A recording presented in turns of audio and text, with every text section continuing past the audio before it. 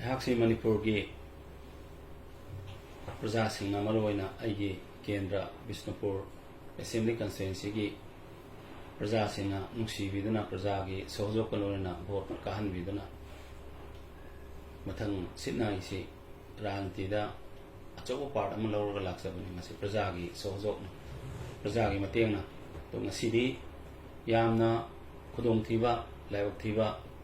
Taudo Oma Toova Sida Manipur Pumnamak Praja Lepa Firep Aigi Kendra Praja Lepa Firep to the Chapchana Sasagani Praja Ko Vote Kahan Vivani Aduna Aigi Praja Aigi Laiba Aigi State as in the fighting Hena Maru State ki integrity Ngapa Maram Amatada Machit Amapova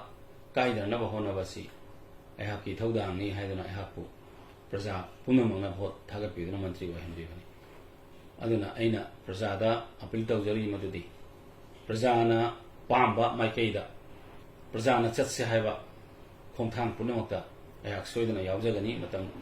Kara Hanga Media the Tokchadabadi Akui Ladiva Panduna Ladiva Miwikaya evacuate on Navahonavada Honorable Chief Minister Asabot Hodang Piviva Adu Matata Akui Hoji Sugnuda Mi Lishingani Naktakna Honorable MLA or very Vasai Danjit Kimayunda Hozi lady Hari Vasi I could evacuate on Honava Yachawa died sing a minister sing a Lozava Aduna Aina Toina made other Topa Aduga Aiki Kendra Praja Sinda Yam Toina Unabang Maikudong Sabbath Kaya Leijaroi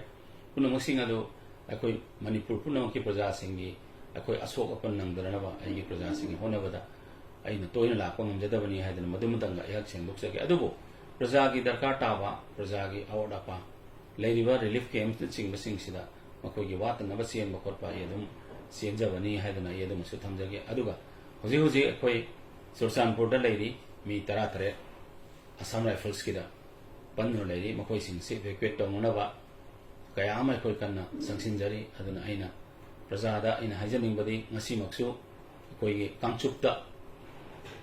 Lalhova Hajavatare Lalhova Chingi Lion Niadava Mapandagi Sanglapa Militia Foreign Militia Manga Akoi security forces na Akoi Makoibo Akoi casualty Yaundre Makoi Singsi Leihidre having power Jita and on the Tambirai Aduna Akoi security Singsi Mapam Savada deployed Tamanava Honorable Signature Sumasa Ayo Mayam Akoi Mediagi through the Koi having Ravaduna Adunaina Praja Singda Maru in Ayi Bisnugi Praja Singda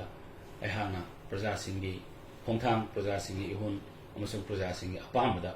Ahana Tabak Jagani Musum Manipur Praja Punamaki Apamaduda Ahak Ishamak Tabak Jagani have a seat Tamdara Haraga Darkar Taragadi Katthokpada Pumnamak Katthokpada I told you halengba leijaroi have a wafam Zehana Mediagi through the Ayi Praja Punamata Hana Chamboxai. Thank you.